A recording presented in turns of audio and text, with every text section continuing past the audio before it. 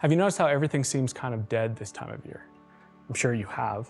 The earth is brown and gray, the birds have all flown away, and the trees are bare and empty. It's easy to get restless and try to find ways to distract ourselves from the gloom. At least I know I do. I find myself trying to distract myself with binge watching and doom scrolling or overeating just to pass the time until it's light and warm again. But here's an obvious thing that I continually miss. While we're feeling restless and trying to escape the winter season, the earth is actually at rest.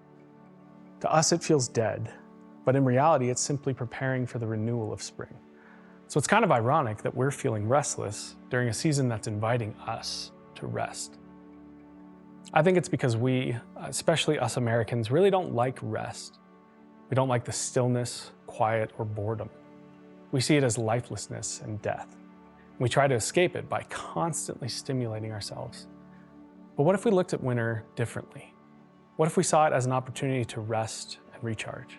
The Scandinavian concept of Hygge is all about creating warmth, light, and coziness, especially through communal activities like lighting a candle, or maybe a lot of candles, or sitting around a fire with friends and family, or inviting people over for warm drinks. Or maybe even something as crazy as going stargazing. Did you know this time of year is amazing for stargazing? You should, and now you do. These are just a few ways to embrace the winter season and find fulfillment in it. These can help us find comfort and joy during a time that can otherwise feel pretty bleak. Jesus also talked about the importance of rest. He said, "Come to me, all you weary. Get away with me and you'll recover your life. I'll show you how to take a real rest." Jesus saw rest, spiritual, mental, and physical rest, as a way to recover our lives.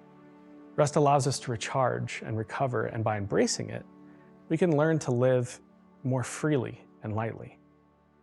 So instead of constantly trying to distract ourselves during the winter, we can choose to fill our cups and fill the cups of others by pursuing warmth, light, and rest.